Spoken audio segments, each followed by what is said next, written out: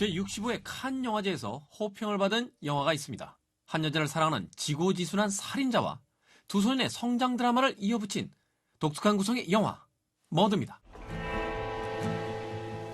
주인공은 14살 소년 앨리스입니다. 어느 날 친구 넥본과 함께 미시시피강 하류에 있는 무인도에서 나무 위에 보트 하나가 걸려있는 것을 발견하게 됩니다.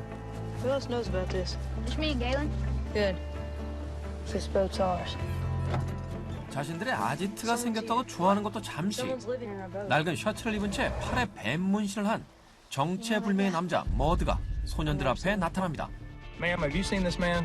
No, sir. Son, have you? What'd he do?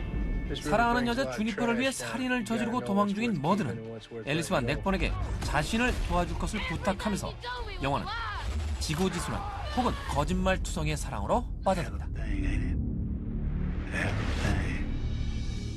자, 이 영화 굉장히 흥미롭습니다. 네. 한 여자를 너무나 사랑한 나머지 그 여성을 위해서 살인을 저지른 살인자, 그리고 그 살인자를 돕게 되는 두 명의 소년에 관한 이야기. 얼핏 보면 한편의 러브스토리처럼 보이긴 하는데 영화를 보는 내내 느껴지는 것은 결국은 두 소년의 성장 드라마가 아닌가 하는 생각을 하게 돼요. 영화가 사실 굉장히 정교하게 짜여진 영화인데 주인공이 펄이라는 소녀를 좋아합니다. 자기 연상의 소녀죠. 그렇죠. 네, 굉장히 좋아하는데 자기의 그 첫사랑이 어떻게 이루어질지 몰라서 전전긍긍하고 있는 상태예요. I know you. I'm Alice. 그런 소년의 어떤 미래의 사랑을 보여주는 것 같은 게 두 가지가 있습니다. 하나는 부모님의 사랑. 근데 부모님의 사랑은 지금 파탄 직전이죠. 또 하나는 이미 파탄이 났는데 다시 뭔가 남자가 여자를 도와주려고 하는 것 같은 머드와 주니퍼의 사랑이 있습니다. 근데 필사적으로 이 소녀는 자기가 위험을 겪고 있으면서도 불구하고 이 머드와 주니퍼를 다시 재결합하게 해주려고 도와주고 있거든요. 그 이유는 사실은 마음속에 부모의 재결합을 바라는 거죠. Who the hell are you? He sent you? You know this man? Look at it! Do you know this man? Fish! Fish! We're just selling fish! 그 속에서 과연 자기는 사랑에 대해서 어떤 태도를 가질 것인가 바로 고민하는 얘기이기 때문에 이 영화가 성장담이라는 거죠.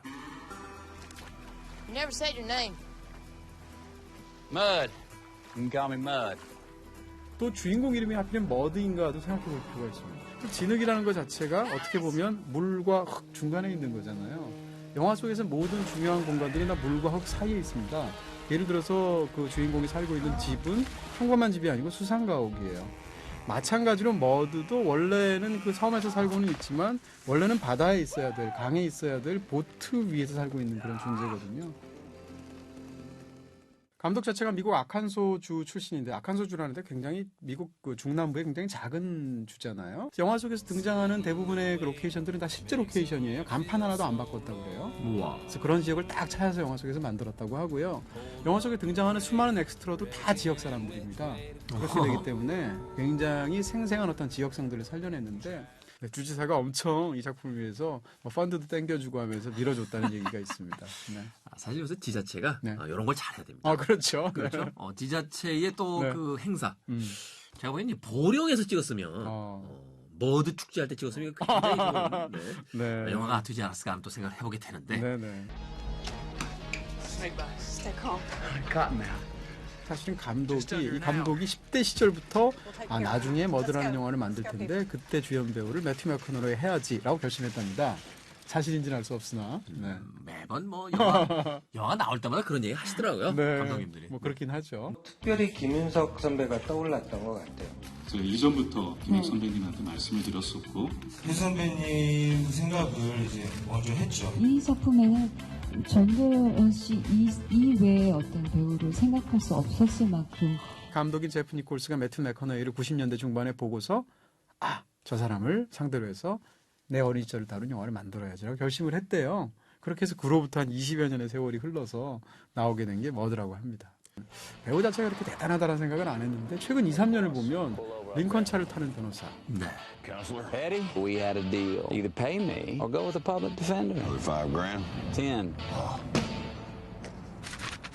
버니 같은 작품.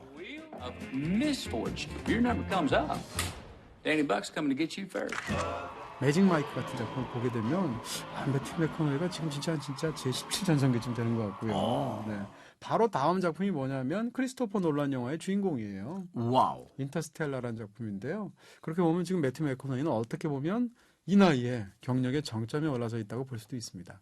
역시 남자는 40이 넘어야 돼요. 네. 뭐 저는 그렇게 생각합니다. 네. 보고 계신 분들은 어떻게 생각할지 모르겠습니다. 네. 정점은 역시 40이 넘어가야 네. 오는 것이 아닌가. 네, 여러분은 지금 한 남자의 정점을 보고 계십니다. 네.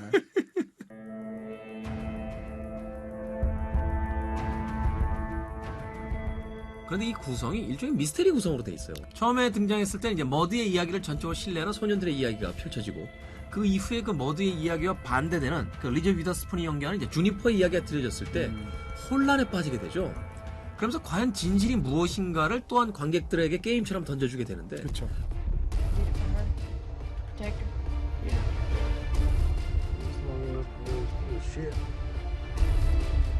You know you don't know him, right? That's a born liar.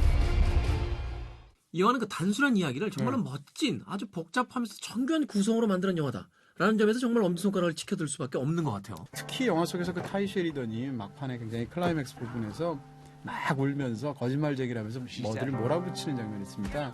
그 장면 진짜 마음이 아프죠. Making two kids run around doing all the work because you're too scared to do yourself. Every single thing you told me was a lie.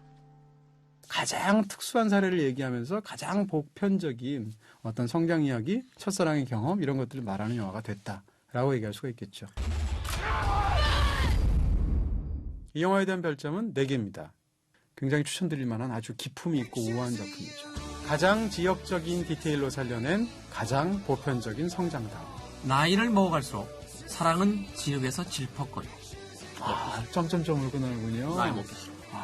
네, 아까 40 넘어야 전성기라면서. 네. 나이 먹기 싫어.